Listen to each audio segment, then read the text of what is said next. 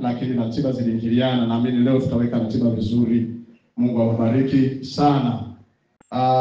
Tumishi wa Bwana ambao wamekuja pamoja na kaka Selemani, Mungu akubariki sana na Bwana awatende mema, na bila shaka neema ya Kristo itaendelea kutuhudumia. Karibuni nyumbani mwa Bwana. Leo tulianza kwa kuabudu.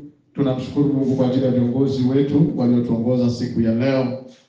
Mungu awabariki. Haleluya. Na twende moja kwa moja kwenye neno la uzima. Leo tutaangalia mambo 7 ya mtiayo mtu unajisi.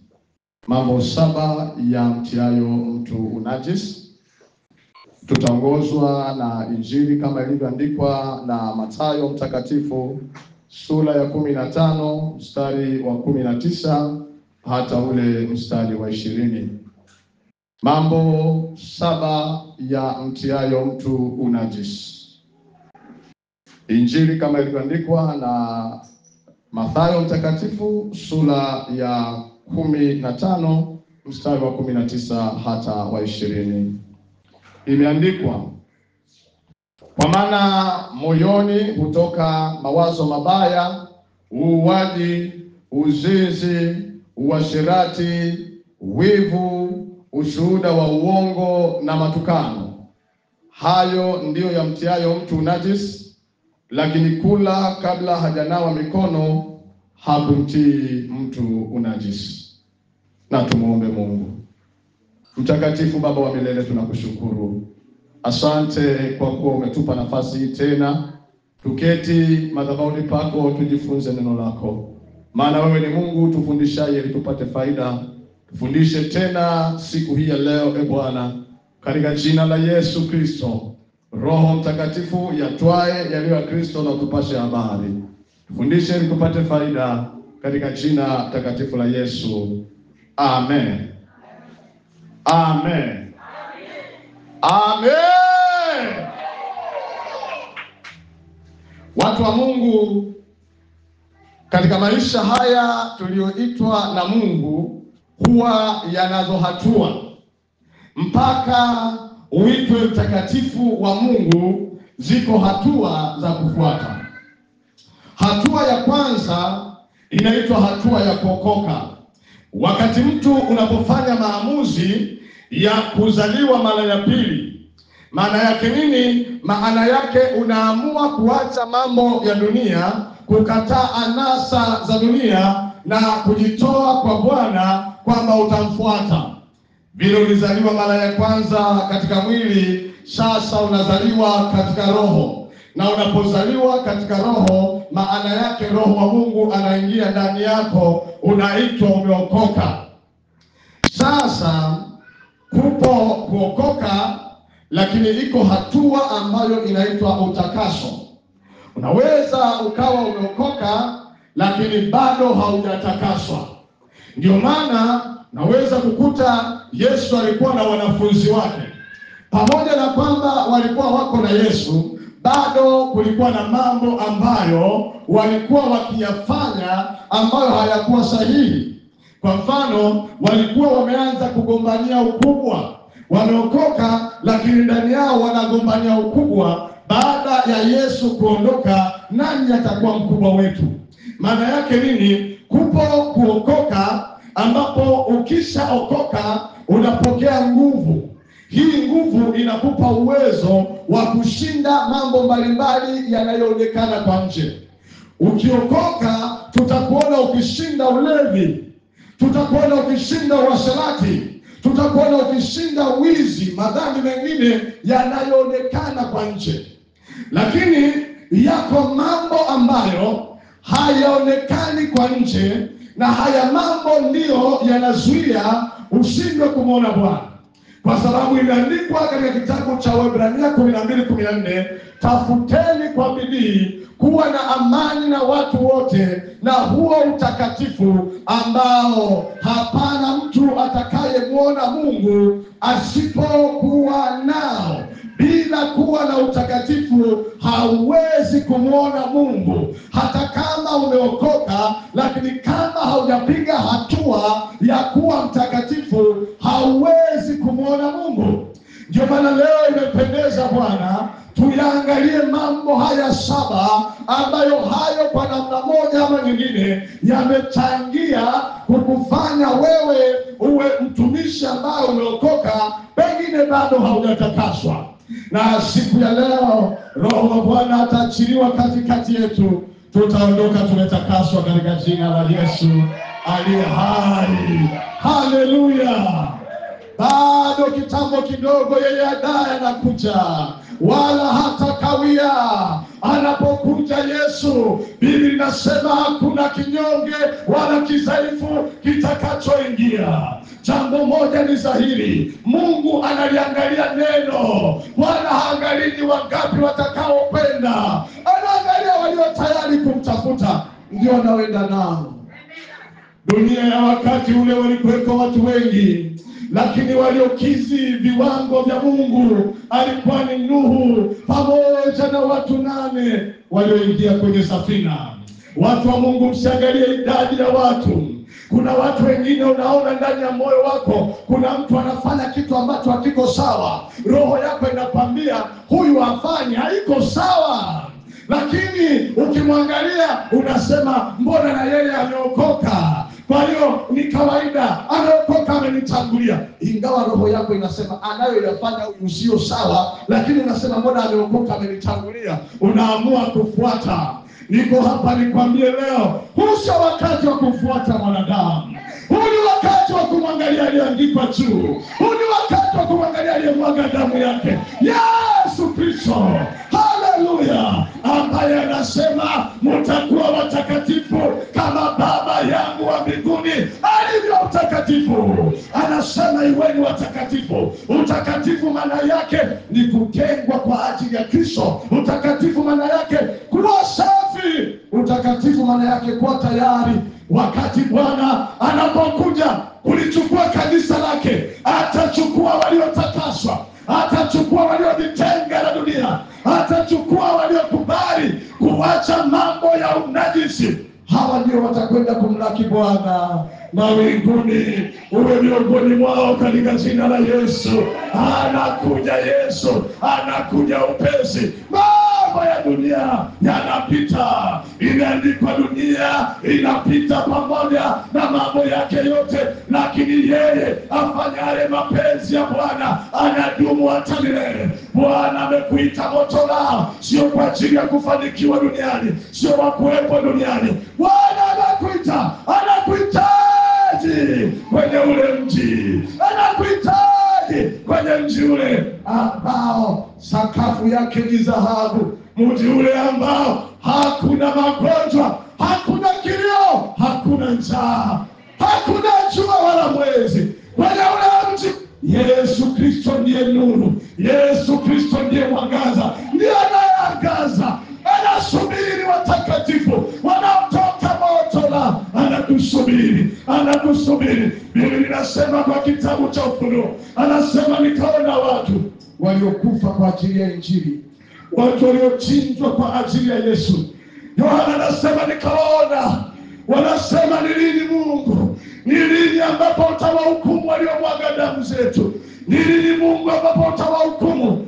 Biblia inasema akawaambia, wako wengine duniani, wako wengine duniani ambao wanapigana na ufisadi, wanapigana na uasherati, ambao hawakubali kutenda dhambi. Maana inawapasa kushindana na dhambi, hata kumwagika damu, hata ikibidi kufa pamoja na Yesu inafaa.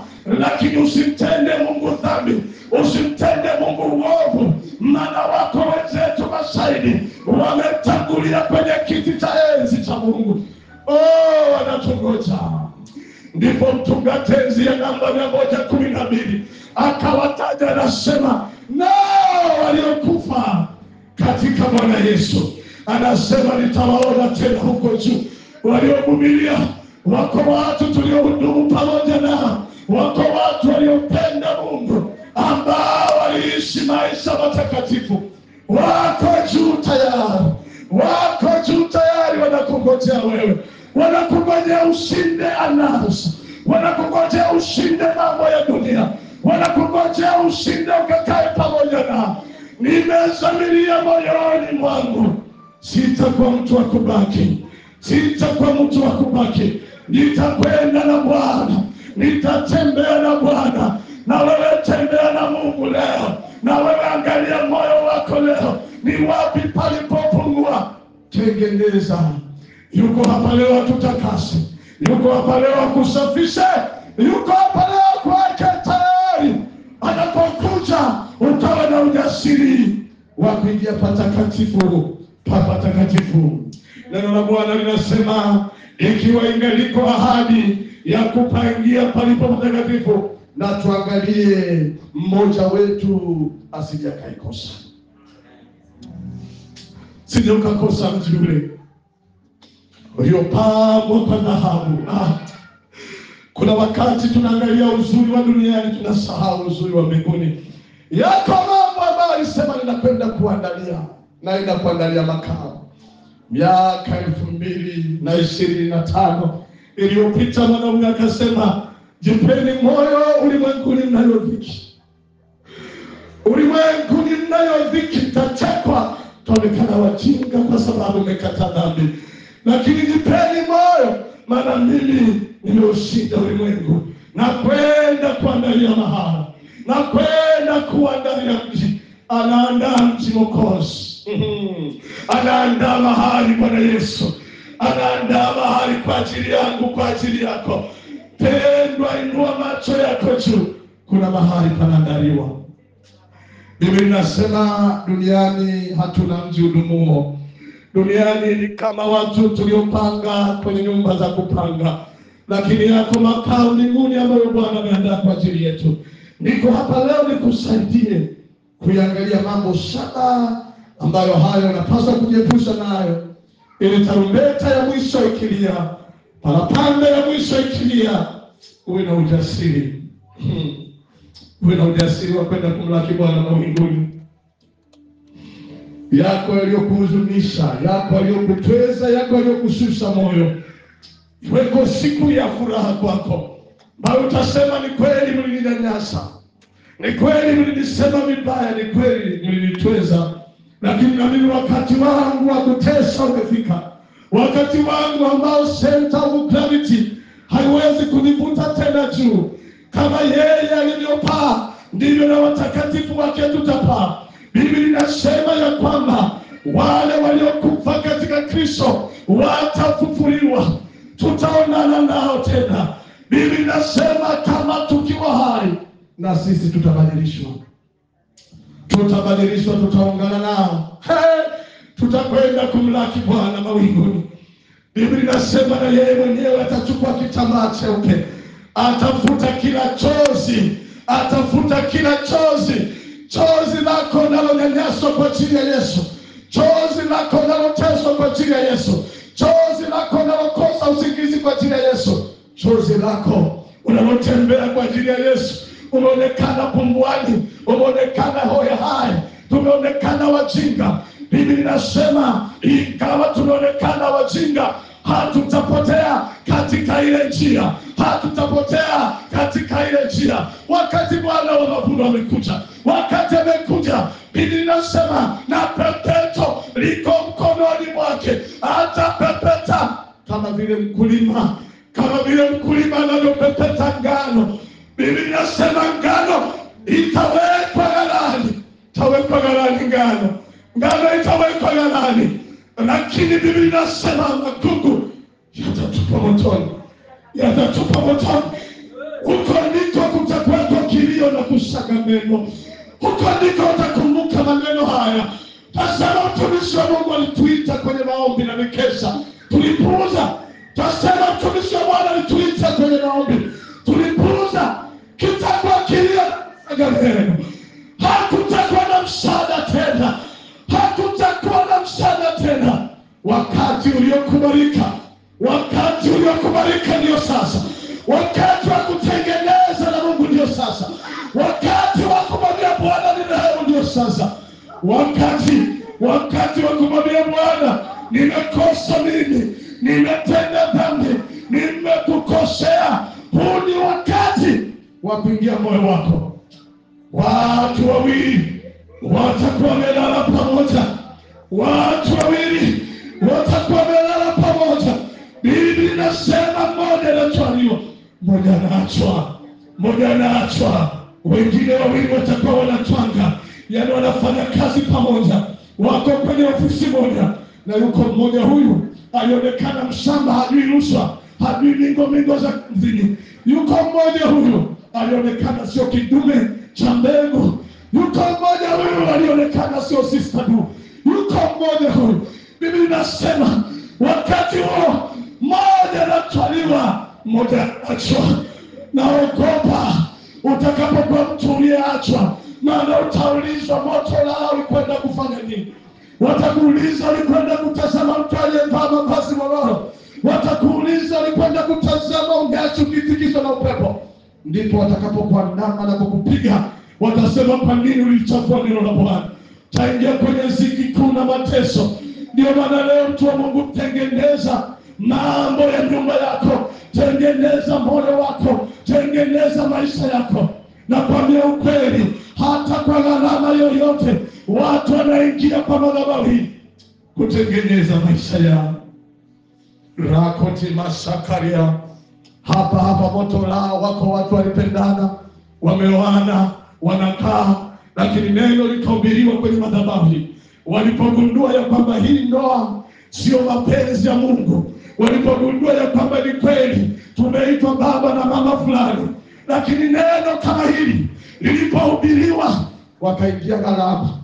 Kaingia gharama mwanamke kuondoka nyumbani kwenda kuanza maisha mapya. Kaacha mtu ambaye alimpenda, familia ambayo alipenda, kachukua kaondoka. Kwa nini? Analitii neno la Bwana, analitii neno la Bwana. Na siku ya mwisho Biblia inasema watu wa Sodoma watasimama na watu wa Sodoma watasimama na watu wa kizazi hiki. Watu wa Ninawi watasimama na watu wa kizazi hiki, maana wao waliamini Noa alipohubiri Yona, walivaa mavazi ya magunia, wakaomboleza. Watasimama na watu wa kizazi hiki, watu ambao wameamua kuacha ndoa zao za gharama, za samani. Ninafahamu walivyokuwa wanapendana, lakini leo wameamua kuacha ili walitii neno la Bwana, ili waliheshimu neno la Bwana. Watu wanaingia gharama ili waliheshimu neno la Bwana. Leo wewe angalia ndani ya moyo wako, ni nini ambacho uko nacho kinachozuia usiheshimu neno la Bwana. Leo nataka ukitangazie kwamba leo ndio mwisho, leo ndio mwisho. Ninataka kutakaswa, ninataka kutakaswa, ninataka kutakaswa. Jesus my Lord anakuja na malipo. Moja kati ya vitu vizuri kuhusu Mungu wetu, anajua kulipa. He knows how to pay. Analipa vizuri. Malipo yanaanzia hapa duniani, na mbinguni kuna uzima wa milele. Haleluya. Nataka niwaambie watu wa moto lao, Mungu ananiambia hii madhabahu ameweka udongo wenye rutuba. Moto lao ni udongo wenye rutuba, mahali ambapo chochote cha kimungu kitastawi. Karama yoyote ya kimungu itastawi. Na kuambia ukweli, kuna rutuba mahali hapa. Iko rutuba. Yeyote atakayeambatana vizuri na neno la madhabahu, atakayeambatana vizuri na madhabahu ya Bwana, nataka niwaambie Mungu atamshangaza. Mungu atamshangaza. Kuna rutuba. Haleluya. Hapa ni mahali penye rutuba. Kama uamini leo, utaamini baadaye. Hakuna miongoni mwetu atakayesema ni mgonjwa. Hakuna miongoni mwetu atakayeonekana ni dhaifu.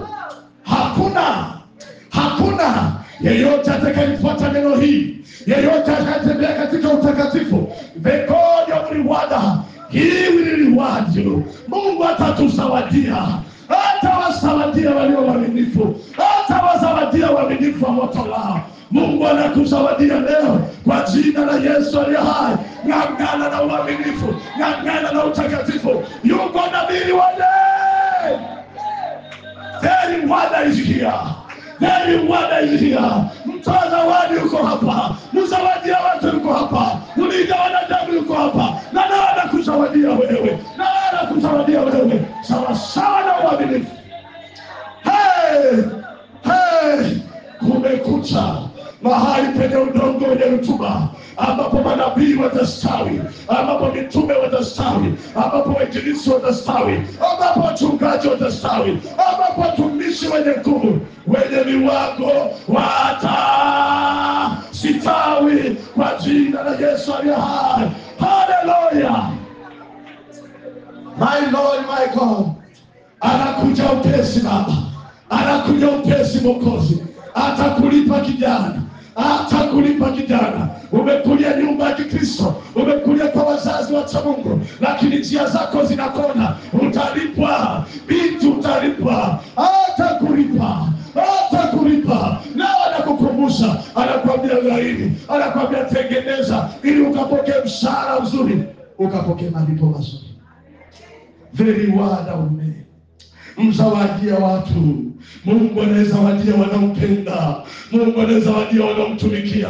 Ndio maana tumeamua kwamba kuanzia sasa mikesha ni kila siku. Na Bwana ametupa neema. Jumatatu kuna kesha, Jumanne kuna mikesha. Watu wanaingia zamu. Hakuna siku hapa saa 6, saa 3 mpaka saa 9, saa 6 mpaka saa 9. Hapa kuna moto unawaka. Hapa kuna moto unawaka. Hata mchawi akitaka kuroga hii madhabahu, sijui ataroga saa ngapi. Ndio maana haturogeki. Hakuna uganga wala uchawi juu ya moto lao. Hakuna uganga wala uchawi. Maana watu wanapokuwepo hapa wanamlikana Bwana, wanasema Bwana, kila mtu anayetoa zaka kwenye hii madhabahu, kila mtu anayehudumu kwenye hii madhabahu, hakuna mabaya kumpata. Haleluya, kwa jina la Yesu aliye hai. Mabaya hayatakupata wewe, wala tauni haitakaribia hema yako, katika jina la Yesu aliye hai. Bwana atakulinda, atakulinda na mabaya yote. Haleluya, haleluya. Usishangaa madogo haya, bado makuu yanakuja. Usishangaa madogo haya, bado makubwa yanakuja. Yako makubwa yanakuja. Heri kama utakuwa sehemu ya makubwa hayo. Heri kama utakuwa makubwa ya sehemu hayo. Maana kuna watu wataona ila hawatakula. I'm very sorry. Kuna watu mtayaona lakini hamtakula kwa sababu ya uzembe na ulegevu, kwa sababu ya ulegelege, kwa sababu ya ulegelege. Unatembea na watu walio moto, wewe unabaki baridi. Unatembea na watu waliojikana, wewe bado uko tu kawaida kawaida. Utabaki mpendwa, utabaki rafiki yangu, utabaki. Hey, Jesus Father of glory. Alisema mtu gani Kaisa? Alisema wale mitume walikuwa wanaendelea kumtumikia Mungu, walikuwa wanaendelea kuishi maisha yao. Wakati wanaendelea kuishi maisha yao, watu walio nje wakawa wanauona utukufu wa Mungu. Na hili ndilo neno letu. Tutajiishia maisha yetu, tutakesha kujikeshia kwetu, tutaomba kujiombea kivyetu vyetu, tatukamu kivyetu vyetu, tutaishi kivyetu vyetu, lakini wao watauona utukufu wa Mungu. Sema amina katika jina la Yesu Kristo wa Nazareti. Na ndio tumeanza, tutakaza. Tulikuwa tunakeshaga Ijumaa, sasa siku 7 za wiki. Ndio tumeanza. Sijui itakuwaje, maana hiyo ni ya usiku, lakini hapa asubuhi kija wako watu wana maombi. Sio tena maombi ya muda mfupi, masaa 3 wanaomba, wanalitia jina la Bwana. Kwa nini? Mahali hapa ni mahali ambapo ni udongo wenye rutuba. Wafanya biashara watakaojiconnect vizuri na madhabahu ya Bwana watafanya biashara zinazofanyika. Wakulima watakaoungana vizuri na madhabahu ya Bwana watalima vinavyolimika na watafunga vinavyofungika, maana kinywa cha Bwana wa majeshi kimenena haya katika jina la Yesu. Haleluya, haleluya. Thank you Jesus.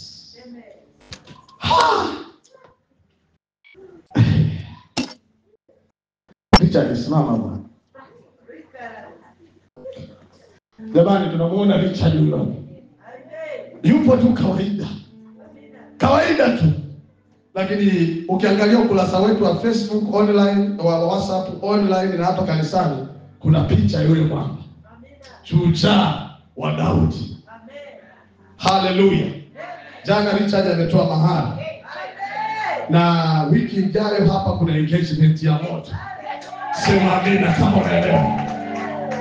Na mahali aliyoitoa Richard sio kwamba ametolewa na baba yake, ni jasho la kwake. Chezea. Ukimwona tunamuona na imba. Nataka nikwambie yeyote anaonekana hapa anaimba ni mkuu sana. Ni mkuu sana. Yeyote anayejikomiti hapa kama kawaida. Angalia maisha yake. Hata pungukiwa kima. Katoa mahali kwa fedha yake. Simpike maombi tena. Na mwali siwataji, mtakuja kumuona siku ya Jumapili ya tarehe 13 hapa. Yote hivi havitokei hivi.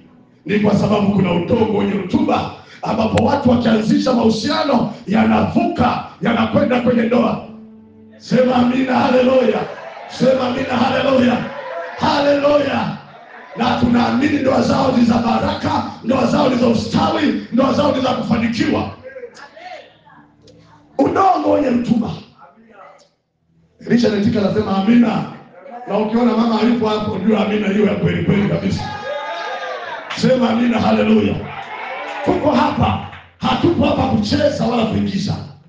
Tuko hapa kuhakikisha ufalme wa Mungu aliye juu sana unadhihirika, unaonekana wazi.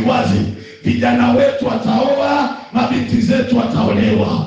Vijana wetu wataoa, mabinti zetu wataolewa. Maisha yao yatakuwa mazuri katika jina la Yesu aliye hai, maana wako kwenye udongo wenye rutuba. Sema tena amen. Sema tena amen. Sema tena amen. Nini? Utakaso. Ukisimama kwenye utakatifu, Mungu ana reward. God is a good reward. Hey. Amen. Mtoto ameitika.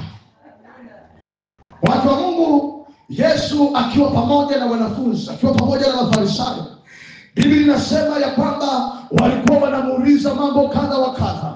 Na Yesu akasimama akatoa msimamo wake.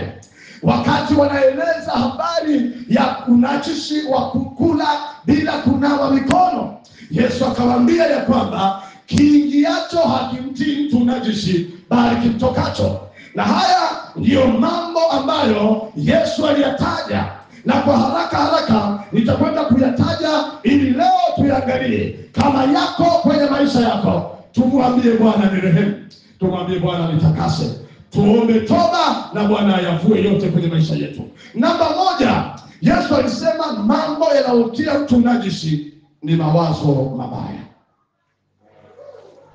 Watu wa Mungu, unaweza ukawa umeokoka, pamoja na kuokoka kwako kweli hauzini, kweli hauibi, kweli haufanyi dhambi zinazoonekana kwa macho, lakini mawazo yako yamejawa na mawazo mabaya. Mawazo mabaya yanautia mtu unajisi. Unapokuwa ni mtu mwenye mawazo mabaya, mwenye nia mbaya, yanatia mtu unajisi. Mawazo mabaya ni yapi? Mawazo mabaya ni kufurahi mtu anapopatwa na mabaya. Kibinadamu unaweza ukaona mtu amepatwa na mabaya, amefiwa na mtoto wake aliyemtarajia, amefiwa na mume wake. Kimoyo unasema bora alikuwa analinga, sasa ngoja akome, ngoja tuone. Hayo ni mawazo mabaya, kufurahia mabaya ya mtu anayopata. Kitabu cha Warumi sura 12 mstari wa 15 anasema, furahini pamoja nao wanaofurahi, lieni pamoja nao wanaolia. Mawazo mabaya ni kuhuzunika wakati mtu amefanikiwa. Richard ametoa mali, moyo unakuuma. Kuhuzunika wakati mtu amefanikiwa, hayo ni mawazo mabaya. Mtu yeyote aliyetakaswa, mtu yeyote ambaye amevuka viwango vya kuwa mwokovu wa kawaida, ametakaswa, anafurahi na wanaofurahi. Mwenzake akinunua nguo mpya anafurahia, mwenzake akipata chombo cha usafiri anafurahi pamoja naye. Mawazo mabaya, unapata wivu, unakuwa unahuzunika mtu akifanikiwa. Mawazo mabaya, unawaza tamaa, unawaza uasherati. Mawazo mabaya, unawaza vitu viovu. Mawazo mabaya, unatamani hiki kingeharibika, hiki kingepata tatizo, ndio unaona furahi. Hiyo ni roho ya kishetani, na roho ya namna hiyo inamtia mtu unajisi. Mawazo mabaya, unafurahia mabaya, unahuzunika mema anapokwenda kwa watu. Jiangalie jirani yako akifanikiwa, jirani yako anapojenga, wewe unachukuliaje? Moyo wako unakuaje? Moyo wako ukiwa unahuzunika, ujue hayo ni mawazo mabaya, na umtafute Mungu aliye juu, ambaye ametuambia tufurahi na wanafurahi. Bwana Yesu asifiwe. Jina la Bwana libarikiwe. Mawazo mabaya. Na kwa nini mawazo mabaya yanakuja? Mawazo mabaya yanakuja kwa mtu ambaye aliokoka na hajatakaswa, kwa sababu hajafiisha mwili wake. Vifisheni viungo vyenu. Ifike mahali ambapo sio wewe unayeishi, bali Kristo ndani yako. Usiishi wewe. Ukiona umeparuzwa, alafu unasema hivi, amenionaje? Yaani mimi ndio kuniambia hivi, mimi. Huo umimi. Ukianza kuona mimi, kwa nini mimi sijaambiwa? Kwa nini mimi ameniambia mbele za watu? Kwa nini amenikemea mbele za watu? Ukianza kuona mimi zinakuwa nyingi, you see yourself, unajiona wewe, maana yake uko hai. Na Biblia inasema mbegu haiwezi kuota na ikazaa isipokufa. Kwenye huu ufalme, ili uweze kufanikiwa, lazima ufe kwanza. Kristo aishi ndani yako. Sio mimi ninayeishi, bali Kristo ndani yangu. Ukiishi Kristo ndani yako, ndio maana sasa mawazo yako yanakuwa kama Kristo. Mawifi wanakusemea vibaya, wanakusengenya, wanategemea utakuja ndita, maana ndio kawaida ya wanaoishi. Lakini kwa vile wewe umekufa katika Yesu Kristo, haleluya, wanakuta bado unaendelea kutabasamu kama haujui. Ndio maana hii kazi ya kuchunga, huwezi kuchunga kama hujafa. Kwa sababu mchungaji, unapochunga hivi, huwezi kuamini. Unaweza kuwa na rafiki yako unamsuta mchungaji, unasuta wachungaji wako, unawasuta, unasema hiki na hiki nawachukia, hii na hii imeandikwa wapi, hivyo na hivyo. Huwezi kujua, kwa sababu ndege wa angani wana kawaida ya kuchukua habari na kutuletea. Kwa hiyo unafurahiwa, unaradi, kwa sababu tu pastor amekufa.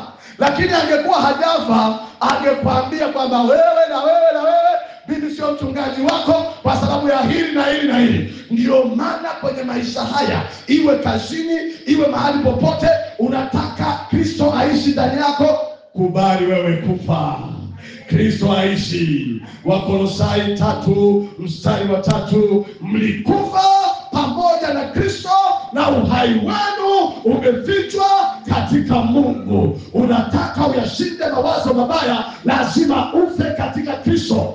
Lazima uwe na nia ile ile ambayo ni kwemo ndani ya Kristo. Haleluya. Kristo alikuwa na nia ya kuokoa. Wakati mmoja ametembea na wanafunzi wakamwambia, Bwana, tushushe moto kutoka mbinguni uwateketeze hawa, kwa nini hawajakupokea? Yesu akawaambia, hamjui ni roho ya namna gani mlio nayo, maana mwana wa Adamu hakuja kuangamiza roho za watu, bali kuziokoa. Nia ya Kristo ni kuziokoa roho za watu. Ndani yako, kama unasikia kuua, kile kiwizi, mimi anijui moto nilio nao, mimi nitapiga fire, yule ananichukia afe, agongwe na gari afe. Wewe hauna roho, hauna nia ya Kristo. Nia ya Kristo sio kuangamiza mioyo ya watu. Nia ya Kristo ni kuiokoa mioyo ya watu. Nia iliyokuwa ndani ya Kristo iwe ndani yako, katika jina la Yesu aliye hai. Tutakufa sisi, ataishi Kristo. Tutakufa sisi, wakitutazama watamuona Yesu. Kwa nini? Kwa sababu umekufa wewe. Yesu anaishi. Haleluya. Yesu aishi ndani yako mama. Yesu aishi ndani yako baba, ndani yako kijana. Wewe nia yako iwe imekufa. Mimi ndio kuniambia mimi hata hajanisalimia. Mimi wewe. Ukiwa wewe, sahau uzima wa milele. Sahau uzima wa milele. Mimi Mimi ndio kuniambia mimi hivi amenionaje? Amenionaje mimi? Yaani kuna mahali unajiona. Lakini Yesu anavyotaka watu ambao wametakaswa, wanataka wao wamekufa kama vile marehemu alivyo. Anaita heshima ya mwisho. Yaani heshima zote unazokupa ukiwa hai haziwi za mwisho. Wanasema heshima ya mwisho, wanazunguka wanakutazama. Huwezi kugeuka, huwezi kufanya chochote. Ndio maana wengine hata wanachomaga hiyo miili. Kwa nini? Kwa sababu imekufa. Na Yesu ndivyo hivyo anavyotaka wewe ufe. Na Yesu anataka wewe ufe kwenye hisia zako kwa habari ya dhambi, ufe hivyo. Ndio message imekuja kwako kijana, imeroa chepe chepe, ina malavudavu na makopa kopa ya kutosha. Alafu anategemea utajibu, anategemea utaingia line. Maiti haingii line. Ukiingia line maana yake uko hai. Maiti huwa haingii line. Maiti iko pale, yenyewe imekufa. Ukifa kwa Yesu Kristo hakuna dhambi itakayokutoa, hakuna majibizano. Biblia inasema yeye alikuwa kama kondoo anayepeleka machinjoni. Ukiona unajibu ukitukanwa, ukiwa insulted kidogo tu unajibu, ukisema kidogo tu unajibu, yaani wamenisema mimi, sasa nitaenda kuashia moto. Yaani huwezi kunyamaza. Maana yake nini? Unaishi. Na kama unaishi, mawazo mabaya yatakuwa fungu lako. Tunauaje mwili? Tunaua mwili kwa mifungo mingi bila kujihurumia. Maana nia ya mwili ni uadui juu ya Kristo. Warumi 8:7. Ukijiona mimi umimi mwingi, ukijiona tamaa za mwili zinawaka, msichana, kijana, tamaa zinawaka, ukiona yaani mwili wako umimi uko mwingi, tunasurubisha miili yetu kwa mifungo. Tunasurubisha miili yetu kwa kulisoma neno la Mungu. Tunasurubisha miili yetu. Weka simu pembeni. Haleluya. Usitiwe chini ya uwezo wa kitu chochote. Sema amen. Haleluya. Wiki juzi mke wangu hajaamini kwamba nimeziacha simu zote. Mimi mwana mitandao mimi. Acha simu nyumbani alafu potea. Hata Yesu kumwambia naenda wapi. Maana nikijua anajua niko wapi, nikitokea chochote nikamwambia hata yeye siendi wapi. Na simu ziache nyumbani. Nini? Huko ndiko kufa. Kwani ukienda kaburini utawasiliana? Lazima una wakati ambapo unaweza kusema simu nyamaza kimya. Majaribu yako kwenye smartphone. Kile ukiangalia unajikuta unaangalia pornography. Uza. Nunua kiswaswadu. Kwani kiswaswadu watu wasiliane nacho? Uwa utu wa nje. Haleluya. Aishi Kristo ndani yako. Biblia inasema roho yako isipokuhukumu una ujasiri mbele za Mungu. Ninapohubiri namna hii ndani yako unajionaje? Roho wa Bwana ni shahidi. Uko mahali hapa kwenye ibada hii ambayo unaombewa, ibada hii ambayo una utukufu wa Mungu, Roho wa Mungu anaongea na wewe kwamba umezidi utata wewe mwanamke kwa mume wako. Kamdomo mpaka mume anaogopa kukaa nyumbani. Umezidi wanaume mkali kwa mke. Umezidi. Ndani ya moyo wako unaona jinsi ambavyo umejaa manunguniko. Kwa nini? Kwa sababu tu huyu aliniambia hivi, alinionaje? Aliniona vipi? Yaani mimi na una uzuri wangu na elimu yangu. What is elimu so far? What is what?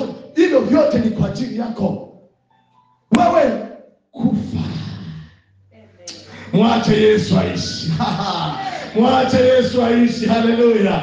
Mwache Yesu aishi. Haleluya. Yes. Ndio. Hiyo ndio kanuni. Kanuni ya kimungu. Tunashinda kwa kufa. Tunashinda kwa kumwacha Yesu aishi. Ndivyo tunavyoshinda. Ukiingia mwenyewe kwenye vita hautaweza. Ukiingia mwenyewe kwamba wamenitukana, ngoja nitukane nao, una matusi gani wewe unashinda moto lao?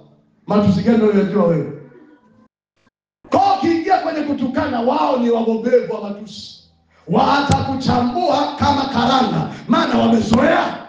Ndio maana silaha yako wewe sio kupigana katika mwili, ni kupigana katika roho. Bwana Yesu asifiwe. Wanasema hivi, mwewe huwa na uwezo kumla nyoka haraka. Kwa nini? Kwa sababu mwewe akimkamata nyoka huwa anamnyenyua hewani. Hapigani na nyoka ardhini. Kwa sababu nyoka tu ardhini yuko kwenye teritori yake, yuko mahali pake penye nguvu. Kwa hiyo mwewe anachokifanya, anamkamata nyoka, wakati anaelea juu alipo kukanyaga, ndio anamdodoa vizuri, ndio anammaliza, ndio anapata chakula. Ukitaka kushinda vita vyako vya roho, wakati wao wamekunja ndita mwilini, wakati wao wanapambana katika mwili, wewe ingia rohoni. Ukiingia rohoni unawanyanyua. Wakati unafikiri ungefoka, ungetukana, ungechukia, usiwasalimie, wanakuta unawapa hai, unawapa bega, high five. Hawaamini, wanasema huyu anajoki au namna gani? Sio kwamba unajoki, sio mimi ninayeishi, bali Kristo ndani yangu. Sema amina kama unaelewa. Nenda ukaishi, nenda Kristo akaishi ndani yako. Kazini kwako Kristo akaishi ndani yako. Haleluya, haleluya. Utashinda kila mahali. Kwa nini? Kwa sababu umemwacha Yesu aishi. Tatizo lako unaamua kupigana wewe.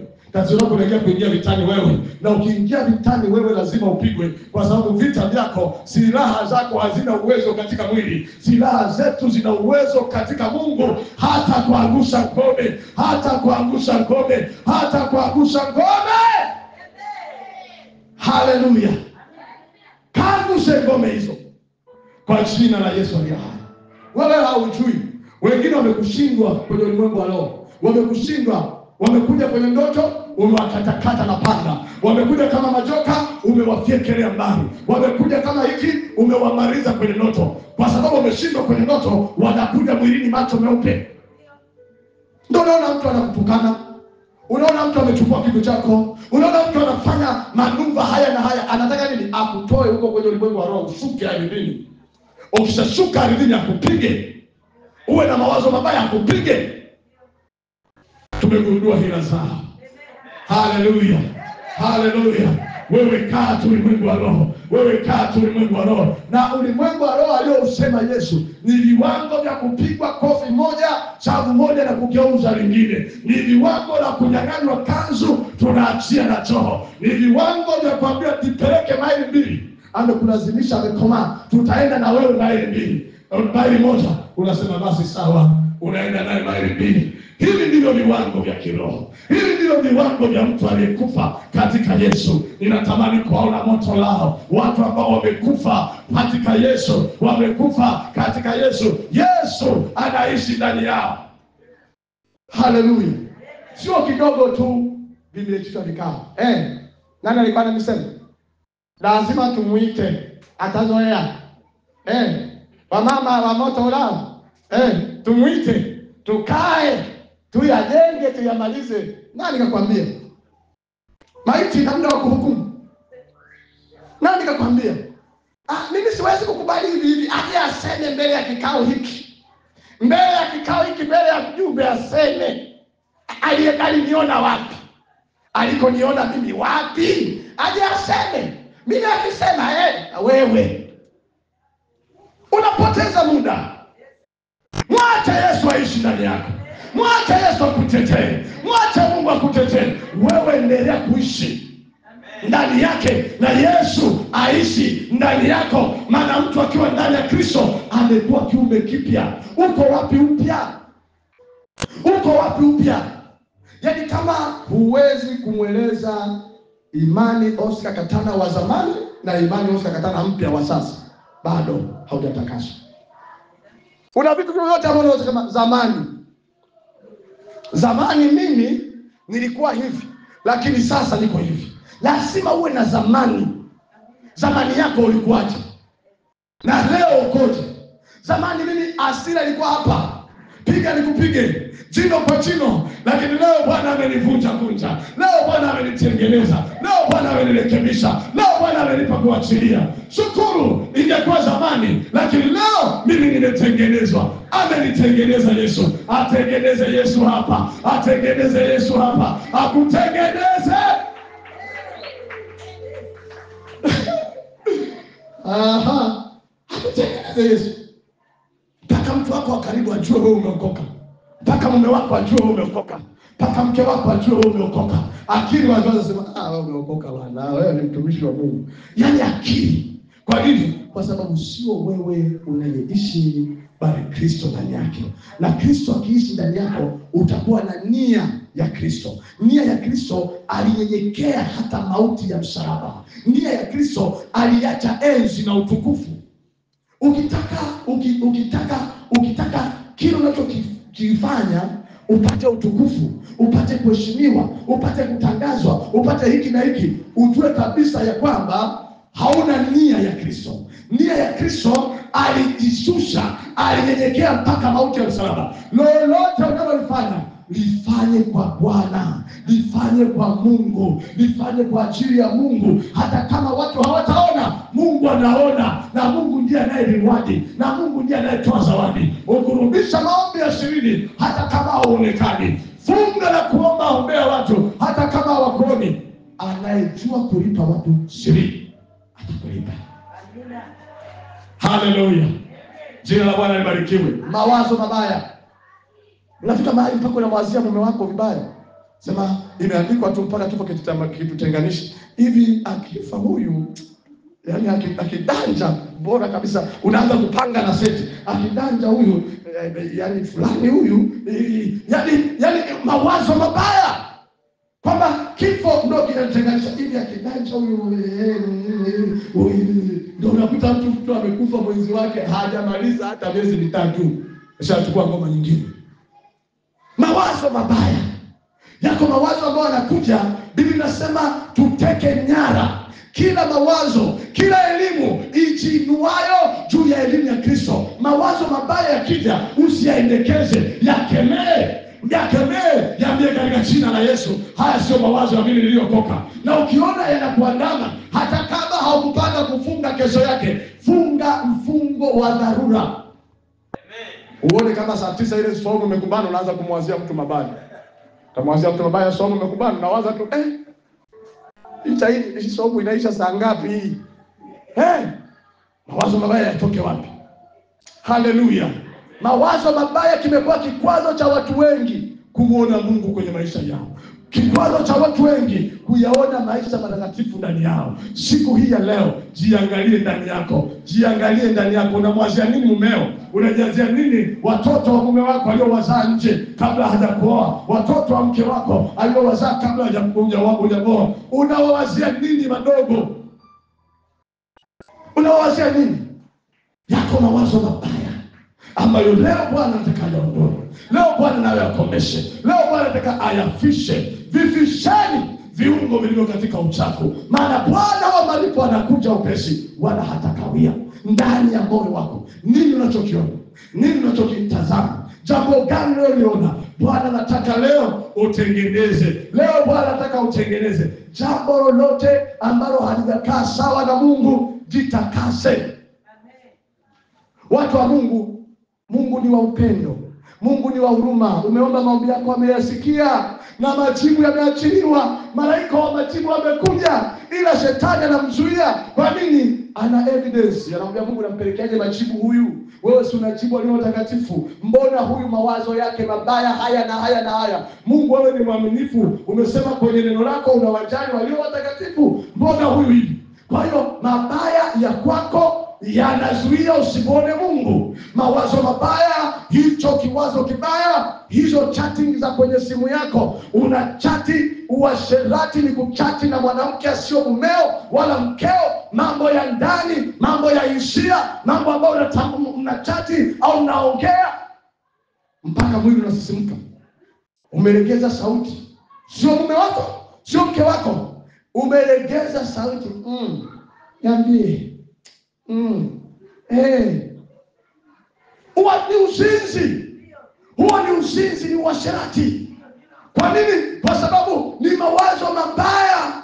Uwe msafi inbox, kwenye siri ya simu yako, siri ya moyo wako, ufungu wa moyo wako, uwe mtakatifu kwa Bwana.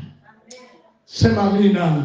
Jiangalie leo, siko hapa kukuhukumu. Wewe mwenyewe ujimwage mbele za Bwana, umwambie Mungu, nimejiona kwenye jambo hili na jambo hili na jambo hili. Nimejiona nimepimwa kwenye mizani na nimeonekana nimepungua. Niko mbele zako leo, Bwana nisaidie. Niko mbele zako leo, ninatubu kwa kumaanisha kuacha. Ninamwaga machozi yangu mbele zako. Mwaga machozi yako. Umenichelewesha mwenyewe. Unamla jogoo anatembea. Mungu anataka kupe jogoo mzima, mara umekata kidole, mara umekata ukucha, mara umekata jogoo hakamiliki. Nilisikia kisa kimoja cha watu ambao walikuwa wanakwenda kuvuka, walibeba mbao. Wakati wamezibeba zile mbao wanatembea, mtu mmoja akaona hii mbao ni nzito. Aliona nzito, akaikata kidogo apunguze uzito wa mbao. Akawa anatembea. Kwa akawa anajiona mjanja, anatembea na mbao yake nyepesi alikata. Kumbe mbele kuna korongo la mto lenye mamba ambalo utavuka kwa ubao wako. Wenzake wameng'ang'ana na ubao mzito, lakini anaubeba. Anakwenda na ubao wake. Yule aliyopunguza sasa amefika, anaukita hapa, hawezi kuvuka ng'ambo. Si aliukata, alitaka wepesi. Unataka wepesi? Umepewa vya kudanga, unasema yeye nitakula kiwela yake lakini simpi. Unaitwa unakwenda unasema yeye mimi napokea tu simu zao, mimi tunaongea nao, lakini mimi nitabaki kuwa mtakatifu. Unakata ubao. Wale ambao wameubeba ubao hivyo wanaonekana washamba, wanaonekana wajinga, ubao mzito. Lakini wakati wa kuvuka korongo, wakiuchomeka ubao, wakiuweka, unafika ng'ambo, wanatembea kwa madaha, wanavuka, wanapokea miujiza yao. Usipunguze urefu na uzito wa msalaba. Yeyote anayetaka kunifuata aubebe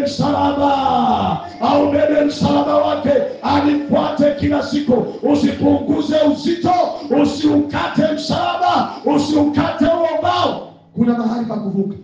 Sasa watu waliopunguza amepunguza kwenye mahusiano, huyu mwingine nao watatu hajafanya maamuzi ya kwenda kazi kwenye Biblia kama nilifundisha madamu. Wote watatu anagonganisha ngoma. Huyu anamwambia vocha imeisha. Huyu anamwambia kusuka. Huyu anamwambia, wote anawaendesha. Kumbe ndo amekata ubao. Anashangaa, anaishia kuwa stage show. Unaalikwa, unashona sare za wengine. Kwa sababu kila kifika wakati ubao unadumbukia kwenye maji. Wenzako walioubeba ubao wao bila kukata, wakabeba viwango, walioukita tu mara moja wale ng'ambo. Wanakuja hapa na shuhudia, ninamshukuru Mungu wa mbinguni. Ndio uanze kunifokea kama ule mzee Steven. Mimi mchungaji pale moto lao, wote wanashuhudia mimi tu ndio mgonjwa siku zote. Mimi sina makosa ndugu yangu. Wewe mwenyewe unaukata ubao. Tukifika pa kuvuka tumbukia. Ngayo nasema sio mimi, ni wewe mwenyewe ndugu yangu. Haleluya. Beba. Hata kama ni mzito, komaa nao, songa nao, kwenda nao. Kuna mahali utavuka, kuna mahali utakwenda ng'ambo, kuna mahali utasema Mungu ninakushukuru kwa kuwa nilivumilia, kwa kuwa niliteseka, nilinyanyaswa, nilionekana mjinga, ninakushukuru. Hakuna aliyemtumainia Mungu akaibika, na wewe hautaibika. Unajua kuna mahali umeukata msalaba wako, umeukata huo ubao wako. Kuna mahali umeukata. This is our time. This is our hour. Tunyenyekeze mbele za Mungu. Tafuta mahali, kanisa letu ni kubwa. Nenda kwenye kona, kama unafikiri atakusikiliza jirani yako, tafuta mahali. Unaruhusiwa viti, sio mabenchi. Nenda kwenye kona, umwambie Bwana nimekosa sana. Umwambie Bwana nimejiona mimi nimepimwa kwenye mizani ya neno lako, nilionekana mawazo yangu ni mabaya. Biblia inasema moyo ni mdanganyifu na una ugonjwa wa kufisha. Nani awezaye kujua? Moyo ni mdanganyifu. Unamwambia Bwana, utazame moyo wangu, uchunguze moyo wangu leo. Nataka kuwa mtakatifu. Ifike mahali hata wewe mwenyewe ukichukua Wagalatia ile 5 ule mstari wa 16 na kuendelea pale, anapoorozesha yale matendo ya mwili, unaanza na moja. Akisema uadui, unasema nani? Roho wa Bwana na nini mapepo nileteni, nani ni adui yangu? Ni nani ambaye ninamchukia? Akisema hasira, unajichunguza. Unasema hivi, mimi nina hasira, leteni ushahidi. Mapepo na mashetani wanakosa ushahidi. Haleluya, haleluya, haleluya. Unajipima. Biblia inasema jithibitisheni wenyewe kama mko kwenye imani. Leo jithibitishe mwenyewe. Jithibitishe mwenyewe, jiangalie mwenyewe.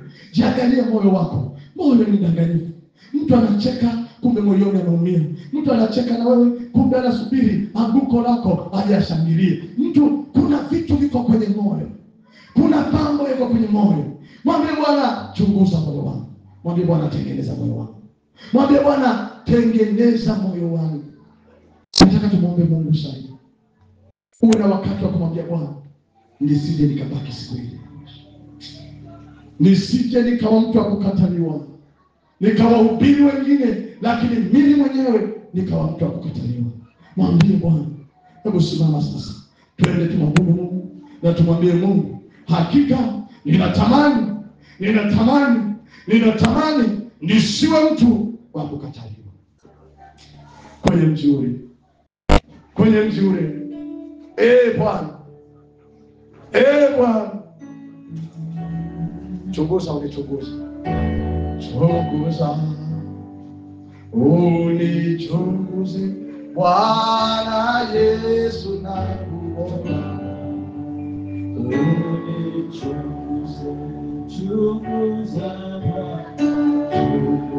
Mwambie Bwana akuchunguze. Bwana Yesu, nakuomba. Bwana achunguze maisha yako. Mwambie Bwana achunguze moyo wako. Yesu, unichunguze Bwana Yesu, nakuomba. Unichunguze maisha yangu.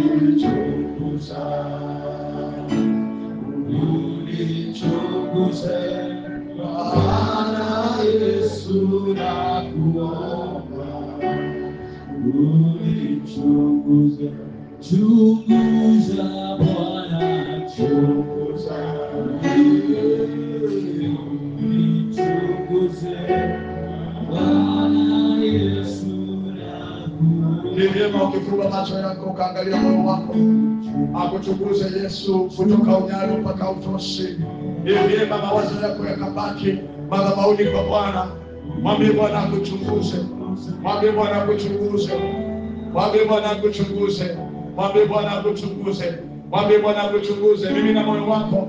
Mimi na moyo wako. Mimi na moyo wako. Mimi na moyo wako. Katika jina la Yesu Kristo. Mimi na moyo wako kwa Bwana. Bwana uchunguzaye mioyo huko hapa leo. Bwana uchunguzaye mioyo huko hapa leo. Bwana uchunguzaye mioyo huko hapa leo. Chunguza moyo wa kila mmoja. Chunguza moyo. Chunguza moyo ni Bwana. Chunguza moyo ni Bwana. Umetutuma kama wachungaji wa madhabahu. Tukuandalie watakatifu.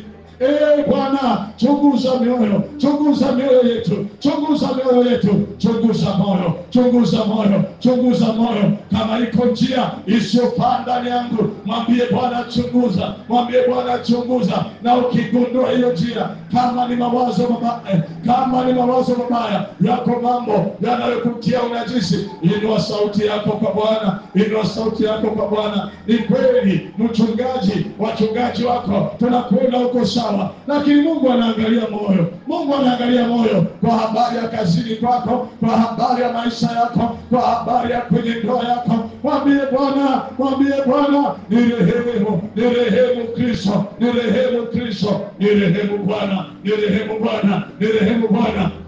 Usimwambie Mungu akurehemu kwa jambo ambalo hulijui. Umwambie Bwana akurehemu kwa hilo ambalo umeligundua. Umejichunguza na umeliona kabisa. Umejichunguza na umejiona kabisa ni kikwazo kwenye maisha yako. Bwana, mimi nichunguze. Bwana, mimi nichunguze. Bwana, mimi nichunguze. Ninatamani kuishi maisha matakatifu. Sitaki kubaki Bwana parapanda ya mwisho itakapolia. Bwana, sitaki kubaki. Nitaki kubaki. Nisije nikawahubiri wengine, mimi mwenyewe nikawa mtu wa kukataliwa. Bwana, nichunguze. Bwana, nichunguze. Bwana, nichunguze. Ninakulilia Yesu. Ninakulilia Yesu. Ninakulilia Yesu. Kila njia isiyofaa ndani yangu. Yes, yes, yes. Ndio. Mengine umesema na watu wako wa jirani, umesema na watu wako wa kawaida, na watu wako wa karibu. Wamekwambia wewe una kasoro hii, umejibaraguza. Leo Bwana anakukumbusha, haitakusaidia kujibaraguza. Mume wako amekusema, mke wako amekusema katika jambo fulani, umejibaraguza. Leo Bwana anasema tengeneza. Nirehemu Bwana. Mwambie Bwana akurehemu. Mwambie Bwana akurehemu kwenye kila jambo ambalo umekuwa kwazo kwa wengine. Bwana akurehemu. Bwana akutakase. Nitakase Yesu. Yako maisha baada ya maisha haya. Utakuwa mgeni wa nani?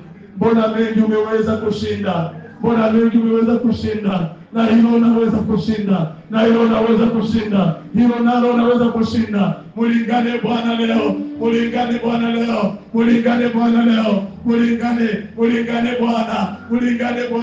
Mulingane Bwana anasikia. Mahali hapa ni nyumba yake. Tulisema tukija hapa tukalia, usikie toka mbinguni. Bwana tunalia. Sio kwa sababu ya magonjwa, sio kwa sababu ya shida. Tunalia kwa sababu ya roho zetu. Tunalia kwa sababu ya mioyo yetu, kwa sababu ya moyo wa kila mmoja aliyesikia sauti hii leo. Bwana, tunamukiza utakatifu kwa madhabahu hii. Bwana, pakawe nyumba ya watu waliotakaswa. Ikawe familia ya watu waliotakaswa.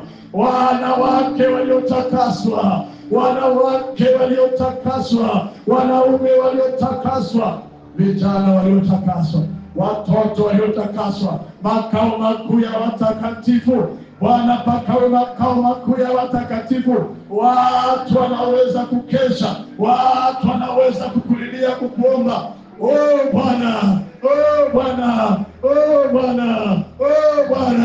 nichunguze. Ingia mpaka kwenye vilindi vya moyo.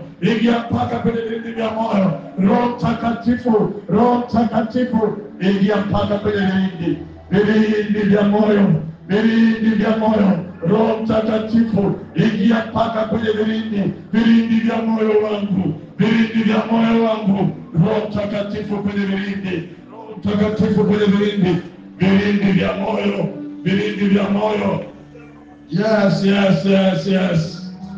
Yes.